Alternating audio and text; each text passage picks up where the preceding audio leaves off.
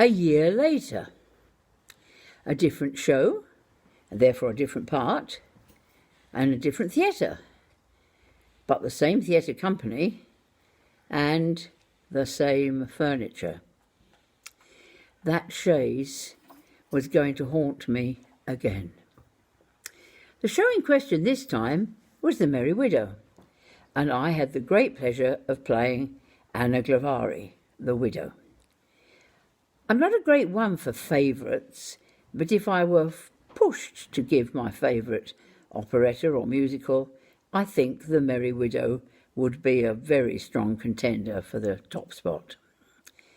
It's got a plausible story, lots of nice parts, splendid costumes, and Franz Lehar's most beautiful romantic music.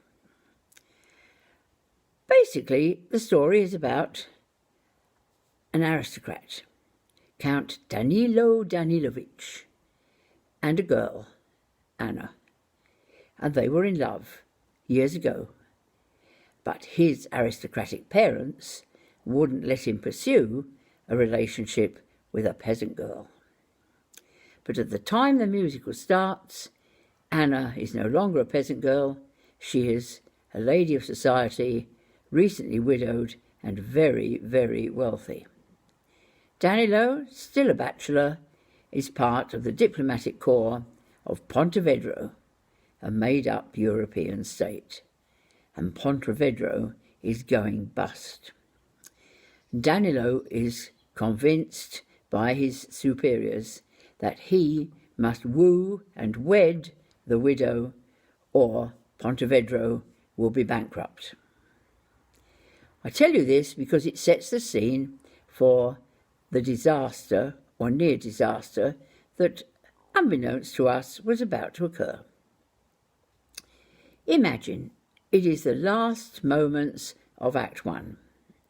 The lovers, although they're much too proud to admit to each other that they still love each other, are alone on the stage, singing and waltzing, and it's about to end in the inevitable rosy-lit clinch.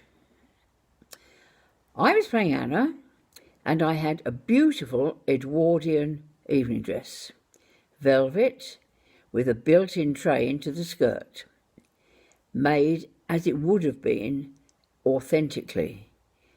The hem of the train had little weights in it. That's done so that when you wear a dress like that and you walk along and turn round, the dress smoothly comes round behind you and doesn't end up looking like a duvet on the morning after you've had a very bad night. On the stage, of course, was the chaise longue. It had not only been repaired since the last tale I told you about it, it had been refurbished, and now each of the legs, very secure legs, ended in a brass ferrule, and the brass ferrule had within it a caster, which is how it would have been originally. The stage on which we were performing was a rake stage. That means that the stage sloped slightly from front up towards the back. No one had had any hazard with the chaise during the whole of the first act. People had sat on it. I had sat on it. People had embraced on it. I hadn't embraced on it. No problem. So the waltz begins.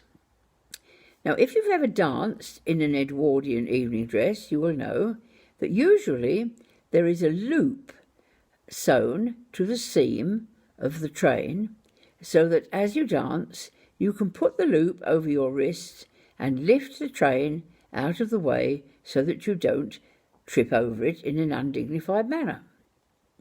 And this is how the dance began, and all was well. And there was Danilo and I, looking at each other as though we were passionately in love, singing away, dancing away, keeping an eye on the conductor.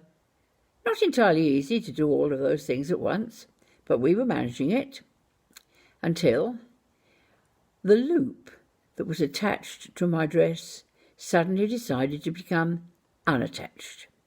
My grandmother would have said, whoever put it on with red-hot cotton. I continued to waltz, and the train spread out behind me, and I think looked very beautiful, until the train caught the caster on one of the legs of the chaise, and the chaise began a slow but inexorable movement forward down the slightly sloping stage. The stage ends in a very deep orchestra pit. The consequences of the chaise going straight down towards the orchestra pit could have been quite difficult and disastrous. However, the chaise's progress was hampered because the chaise caught the bottom of a flat.